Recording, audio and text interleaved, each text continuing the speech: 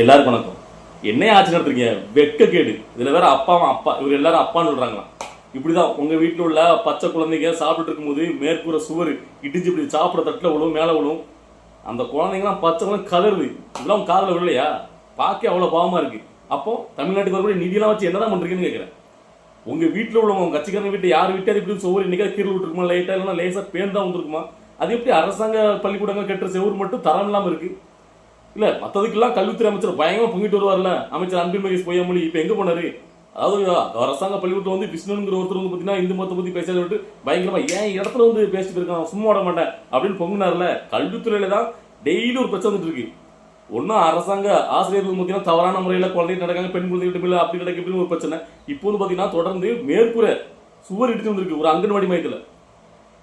ஆனா இங்க உள்ள மத்தவங்க எல்லாம் மத்த கட்சிக்காரங்க இதை பத்தி பேசுறது கிடையாது. இவங்க என்ன பாஜகக்காரங்க ஒரே மூணாவது மொழி மும்மொழி கொள்கை மூலம் ஹிந்தி மொழிக்கு எதிராக வந்து யார் வீட்டுக்கு வந்து எங்க படிக்கு அங்க படி இதை படிச்சுட்டு இந்த பிரச்சனை எடுத்து பேசுங்க. நீங்க தரம் உயர்த்தணும் பேசுறீங்களா?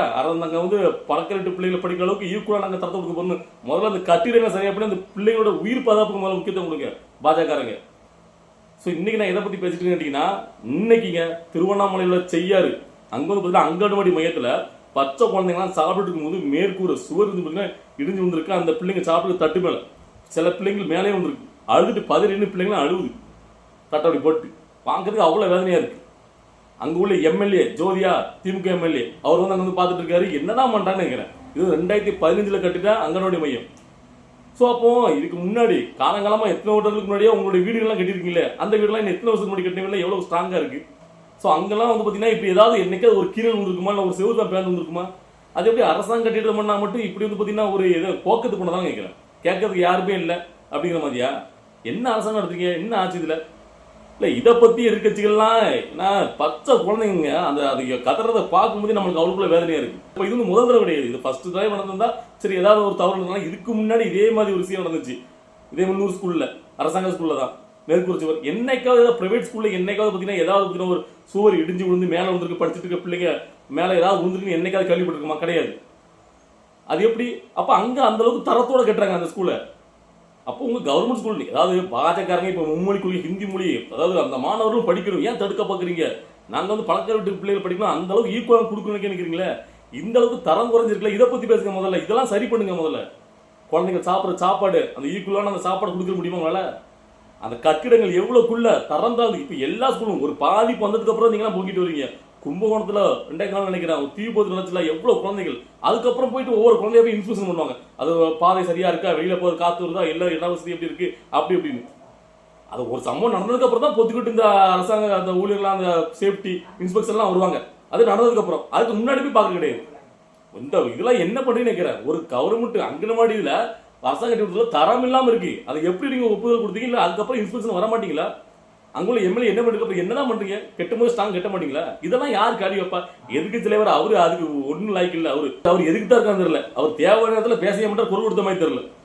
இல்ல இந்த திராவிட கட்சிகள் தான் இங்க மாறி மாறி ஆணிட்டு இருக்காங்க 50 ஆண்டு காலமா. ஆனா இன்னும் பாத்தீங்கன்னா இல்ல கவர்மெண்ட் ஸ்கூல்லாம் ஏதாவது பாத்தீங்கன்னா பாவப்பட்ட பிள்ளைங்க படிக்கிற மாதிரி அவங்களாம் பாத்தீங்கன்னா ஒரே மாதிரி ஒரு மாதிரி பாக்குறது. அங்கெல்லாம் போய் யாரெல்லாம் கவர்மெண்ட் ஸ்கூல் அந்த லெவல் ஆக்கி வச்சிருக்காங்க. கவர்மெண்ட் ஸ்கூல்லாம் பிரைவேட் ஸ்கூல்லாம் அது பெரிய வந்து பாத்தீங்கன்னா ஏசி ரூம் போட்டு பல ஏன்னு கேட்கிறேன். உங்க பணம்லாம் இந்த தமிழ்நாட்டுக்கு வரல, நிதியெல்லாம் எங்க கொண்டு போறீங்க? உங்க அப்பா அவங்க இவங்கன்னு செத்த பழைய தலைவர்கள் பார்த்தீங்கன்னா சமாதியை பார்த்தீங்கன்னா வெறுநாள சும்மா பழம் போட்டு பள்ளிங்க மாதிரி சும்மா ஆர்டர் போட்டு என்ன ரேஞ்சில் வச்சிருக்காங்க பாருங்க. அது மெயின்டெனன்ஸ் அப்படி பண்றாங்க.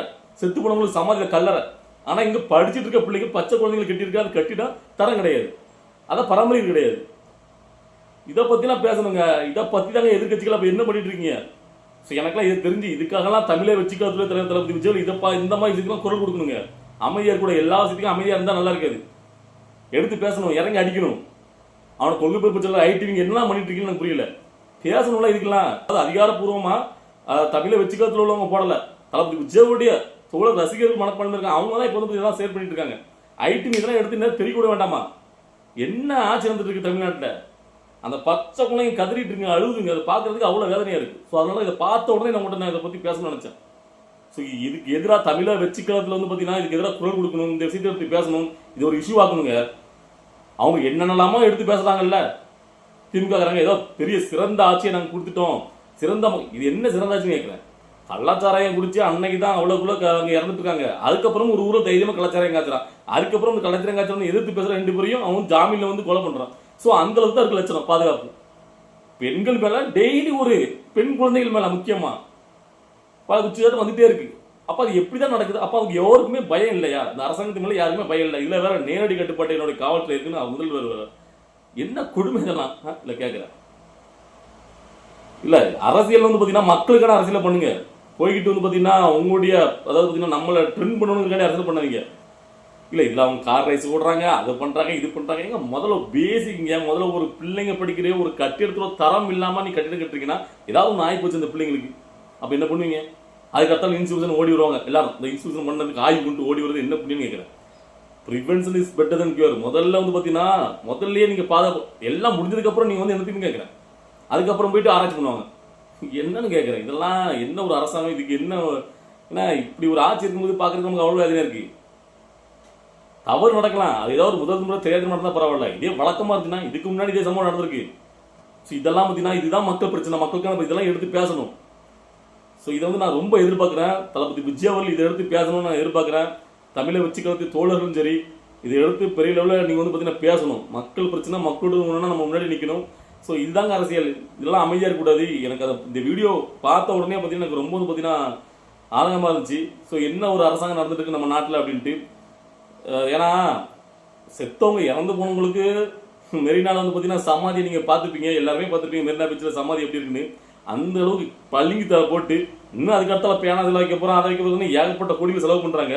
ஆனால் தமிழ்நாட்டுடைய பிள்ளைங்க கவர்மெண்ட் ஸ்கூலில் படிக்கிற ஏழை பாலை வீட்டு பிள்ளைங்க படிக்கிற அந்த கட்டிடம் தரம் இல்லாமல் இருக்குது. ஸோ இதான் இன்னையோட சூழ்நிலை. ஸோ இதெல்லாம் வந்து பார்த்தீங்கன்னா எடுத்து பேசணும். ஏன்னா நம்முடைய தமிழை வெற்றிக்கிறதுல வேற புதுசாக குழந்தைகள் அணி அப்படின்னு சொல்லி ஒரு அணியை உருவாக்கியிருக்காங்க. எந்த கட்சியிலுமே இல்லாத ஒரு சிறப்பான ஒரு அணியை உருவாக்கியிருக்காங்க. அந்த அணியெல்லாம் இதுக்காக செயல்படணும், குரல் கொடுக்கணும். ஸோ அந்த அணி தான் குரல் கொடுக்கணும். இல்லை எல்லாருமே இதை வந்து மக்களிடையே பேசணும். இதெல்லாம் வந்து பார்த்தீங்கன்னா இருக்கவே கூடாது. ஸோ இதுதான் மாற்றத்துக்கெல்லாம் நேரம் நான் நினைக்கிறேன். அமைதியாக இருக்காதீங்க, பொங்கி எழுங்க. ஸோ இந்த மாதிரி விஷயத்துக்கெல்லாம் எதிர்த்து குரல் கொடுங்க. அதுக்கு தான் ஒரு அரசியல் இயக்கம் தேவை, அரசியல் கட்சி தேவை. ஸோ இதை பார்த்துட்டு தோழர்கள் உங்களுக்கு என்ன தோணுது? நான் பேசுறதுல சரியா தவிர எதாக இருந்தாலும் உங்களுடைய கருத்துக்களை கமெண்ட்ல பதிவு பண்ணுங்க.